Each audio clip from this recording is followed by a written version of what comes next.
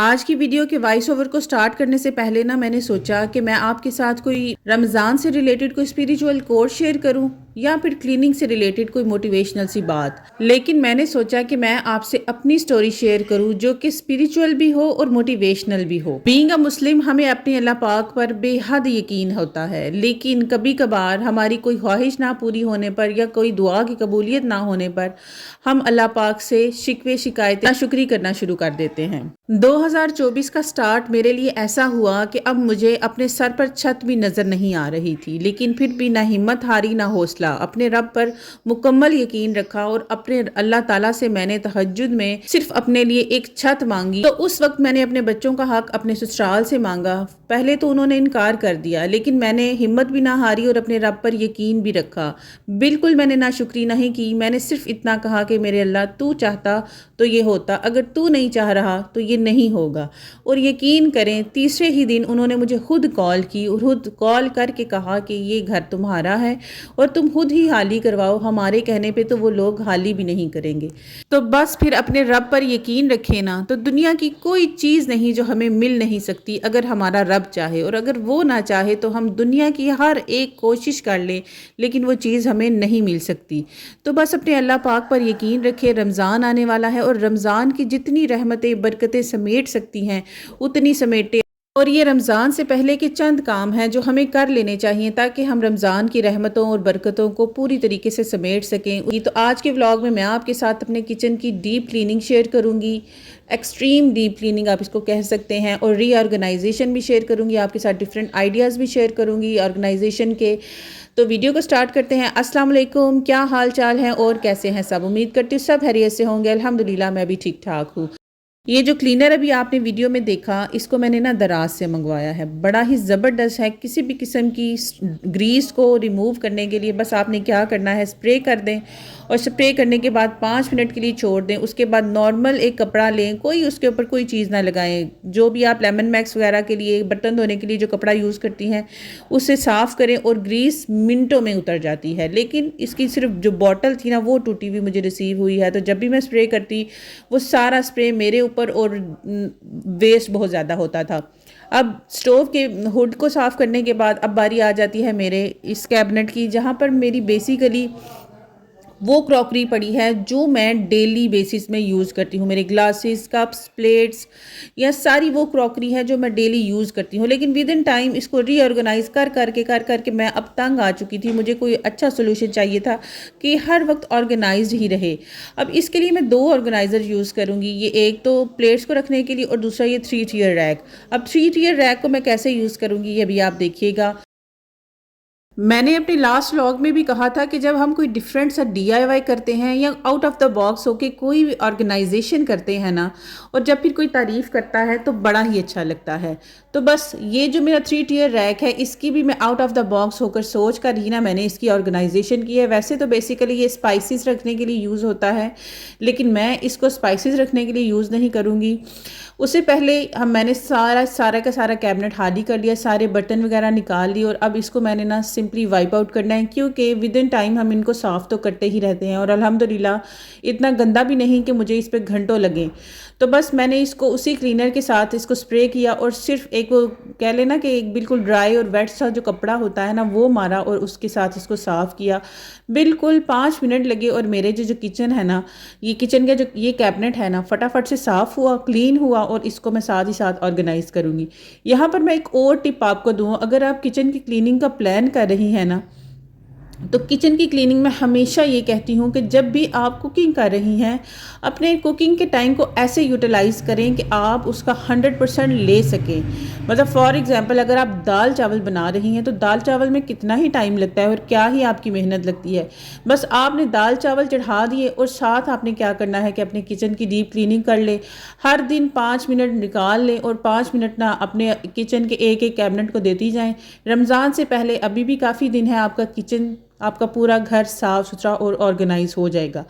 अब इस 3 tier rack की ऑर्गेनाइजेशन की बारी आ जाती है। तो मैंने अपने जितने भी कप्स ग्लासेस जो डेली बेसिस में यूज़ होते हैं ना, मैंने ये रखे। इससे एक तो मेरा वर्टिकल स्पेस भी यूज़ हुआ और मेरी ये जो चीज़ें इधर पड़ी हुई हैं ना वो भी अच्छी लग रही हैं। और मुझे लगता है एस्थेटिकली क्लीनिंग या एस्थेटिकली रखना इसी को कहते हैं कि बस आपकी चीज़ें जो हैं वो अच्छी तरीके से ऑर्गेनाइज हों। अब इसके 3 टियर रैक के नीचे भी जो जगह है इसको भी मैं वेस्ट नहीं करूँगी। यहाँ पर मेरे जो बेकिंग के ट्रेज़ हैं, छोटे जो ट्रेज़ हैं ना, इनको भी मैं यहाँ पर रखूँगी। यानी कि मैं अपनी स्पेस का 100% यूज़ करूँगी और अपने दिमाग का भी 100% यूज़ करके ना तो अपनी चीज़ों को प्रॉपर ऑर्गेनाइज करने की कोशिश करूँगी। अब ये प्लेट ऑर्गेनाइज़र है, इसमें तो सिंपली हमने क्या करना है कि प्लेट ऑर्गेनाइज़र ही रखने हैं। लेकिन आप अगर स्पेस को और बचाना चाहती हैं ना तो आप $1 शॉप से ना जो फ्रिज ऑर्गेनाइज़र्स होते हैं वो ख़रीदें और उसमें अपनी प्लेट्स रखें। मुझे एक्चुअली मैं $1 शॉप पे गई नहीं और अगर मैं जाती तो मुझे वो मिला भी नहीं, तो इसलिए मैंने ये 100 रुपीज़ शॉप से ये वाला प्लेट ऑर्गेनाइज़र ले लिया और अब मैं इसमें अपनी प्लेट्स ऑर्गेनाइज़ करूँगी। अब देखें 2 मिनट में मेरी कितनी सारी ऑर्गेनाइजेशन है हो गई। अब ये जो स्पेस बची है इसको भी हम सेट करेंगे। लेकिन इससे पहले मैं ऊपर जो है वो बर्तन रख लूँ जो मेरे बहुत कम यूज़ होते हैं। जैसे कि ये पानी वाली बॉटल्स हैं, अभी सर्दियाँ हैं तो बच्चे इतना स्कूल लेकर जा भी नहीं रहे। एक जग्स हैं या कुछ ऐसे बाउल्स और डोंगे हैं जो मैं इतना फ्रीक्वेंट यूज़ नहीं करती, तो इन सारी चीज़ों को मैं ऊपर रखूँगी। और नीचे अब यही मेरे पास जो मैंने ऑलरेडी इसमें ऑर्गेनाइज़र रखा था जो मेरा ओवन से निकला था, उसके ऊपर मैंने डिशेस रखी। उसके नीचे भी मैंने एक रैक रख लिया, उसमें मेरे पास जो एक्स्ट्रा छोटी छोटी प्लेट्स होती हैं ना तो वो भी रखूँगी। अब यहाँ पर देखेंगे ये मेरे लिए ईजी टू एक्सेस है, मैं अपनी हर चीज़ को ईजीली ले सकती हूँ और अपने जो काम है ना वो इजीली कर सकती हूँ। हमेशा अपनी जो ऑर्गेनाइजेशन है ना ऐसे प्लान किया करेंगे जो आपके लिए कन्वीनियंट हो, आप हैंडी हो, हर चीज़ आपके सामने अवेलेबल हो। और कोई दूसरा भी अगर आप किसी दूसरे को भी कहें कि मेरी ये चीज़ इस जगह पर पड़ी है तो वो भी फ़ौरन से वो कैबिनेट खोले और उसको वो चीज़ वहाँ पर सामने पड़ी नज़र आ जाए। अब बारी आ जाती है इस कैबिनेट की। अब इसमें भी जितने भी मेरे डोंगे वगैरह हैं जो मैं यूज़ करती हूँ डेली वो मैंने रखे हैं। और जो चीज़ें हम डेली यूज़ नहीं करते ना, कोशिश किया करें कि उनको थोड़ा पीछे ही रख दें ताकि वो आपको तंग भी ना करे। अब चूंकि ये मेरा कैबिनेट ना टूटा हुआ भी था और चूल्हे के पास बिल्कुल होने की वजह से ना बहुत शदीद गंदा भी था, तो इसकी क्लीनिंग मैंने अपने लास्ट व्लॉग में शेयर की थी। आप अगर उसको देखना चाहें तो ज़रूर देखिएगा, आपकी काफ़ी सारी हेल्प होगी। और बाकी इसके नीचे मैंने क्या किया था कि वॉलपेपर लगा दिए थे, क्योंकि टूटा हुआ था तो मुझे लगा कि इसको किसी भी शीट से कवर करने की बजाय मैं वॉलपेपर लगा दूँ। अब वॉलपेपर लगा के अब देखें बिल्कुल भी ये गंदा नहीं है, सिर्फ क्या है कि डस्ट पड़ी हुई है, इसके अलावा इसके ऊपर कुछ नहीं है। तो डस्ट का क्या करना है कि डस्ट को सिर्फ हमने गीला और ड्राई कपड़ा ले और उसको मार ले। अब सिर्फ डोर्स हैं जो कि गंदे हैं, डोर्स पे मैं ये स्प्रे करूंगी, बाकी अंदर मैं ये स्प्रे नहीं करूंगी क्योंकि अंदर से मेरा जो कैबिनेट है ना वो बिल्कुल साफ़ है। जब तक मैं अंदर से साफ़ करूंगी तब तक मैं बाहर स्प्रे कर देती हूँ ताकि जो है ना वो अंदर और बाहर दोनों साइडों से मैं एक ही साथ साफ़ कर लूँ।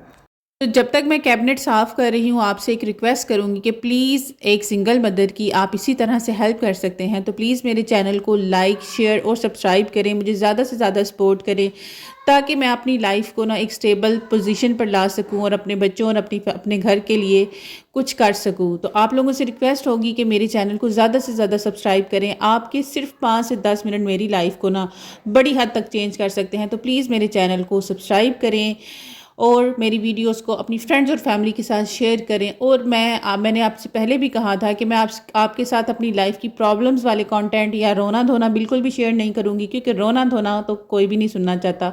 मैं खुद भी अपनी ज़िंदगी के रोने धोने किसी को सुनाना चाहती ही नहीं। तो अब देखें बातों ही बातों में क्या हुआ कि मेरा जो कैबिनेट है अंदर से बाहर से पूरी तरह से क्लीन हो गया। अब मैंने सिर्फ इसकी क्या करनी है, ऑर्गेनाइजेशन करनी है। अपने जो बर्तन हैं, अपनी चीज़ें हैं, उनको ऑर्गेनाइज करके इसमें रखना है। तो इसमें भी जितने भी मेरे बर्तन जो मैं डोंगे या देगचियाँ जो मैं बहुत कम यूज़ करती हूँ ना, उनको मैं बैक साइड पे कर दूँगी क्योंकि उनकी इतनी यूज़ तो होता नहीं।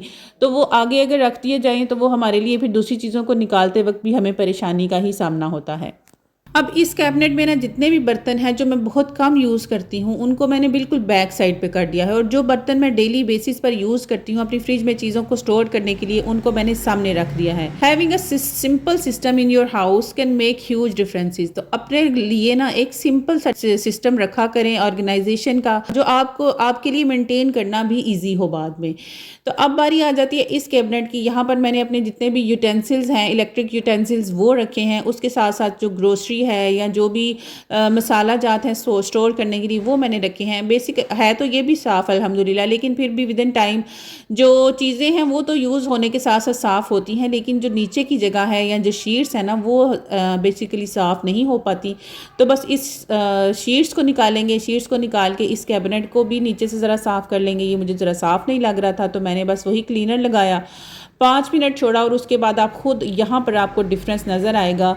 एक साइड देखें कितनी साफ़ है और ये दूसरी साइड देखें कि कितनी गंदी है। तो बस इस साइड को भी हम साफ़ करेंगे और फिर उसके बाद अपनी चीज़ों को क्लीन करने के बाद इनको रीऑर्गेनाइज़ करेंगे और अपनी जो सेटिंग है ना वो करेंगे।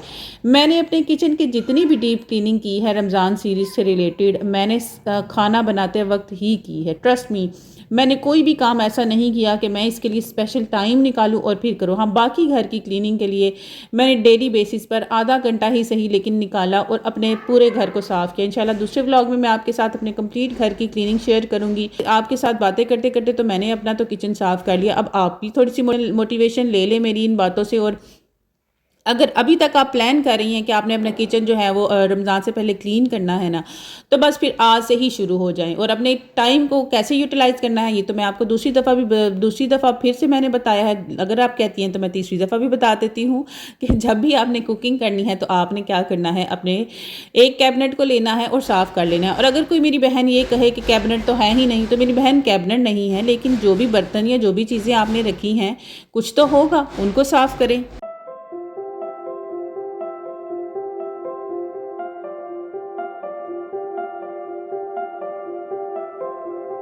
ये दोनों टोकरियां और ये जो ऑर्गेनाइज़र आप देख रहे हैं ना, ये मैंने 100 रुपीज़ शॉप से लिए थे। अब बारी आ जाती है इलेक्ट्रिक अप्लायंसेस की। सॉरी, मैंने वीडियो में पहले कह दिया था इलेक्ट्रिक यूटेंसिल्स नहीं, इलेक्ट्रिक अप्लायंसेस। अब इनको भी ऑर्गेनाइज करने से पहले तो ऑब्वियसली हमने हर चीज़ को बाहर निकालना है, साफ़ करना है, वाइप आउट करना है।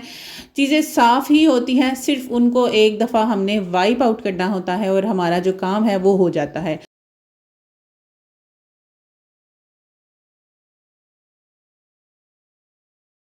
अब ये जो इलास्टिक मैंने अभी आपको दिखाया है ना, ये जितने भी आपके इलेक्ट्रिक अप्लायंसेस हैं और जिनकी वायर्स को हैंग करने के लिए साथ में कोई चीज़ नहीं होती, उनके साथ अब ये लगाएं।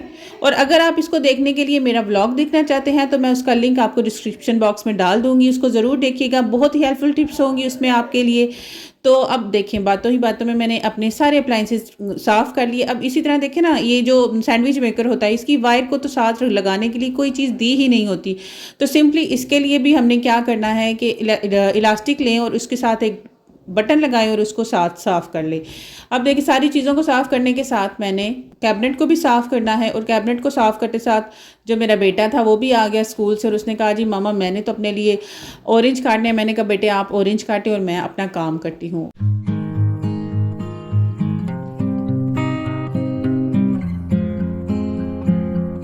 अब सारी चीज़ों को वापस अपनी जगह पर रखेंगे, रीऑर्गेनाइज़ करेंगे, चीज़ों को ऐसे रखेंगे कि चीज़ें मेरे लिए भी हैंडी हों। अगर मुझे कभी किसी को कहना पड़ जाए कि मेरी चीज़ फ़लानी जगह पर पड़ी है तो वो फ़लानी जगह पर उसको मिल जाए। तो बस जी, बातों बातों में मेरे किचन के अपर कैबिनेट सारे रीऑर्गेनाइज़ हो गए, साफ़ हो गए।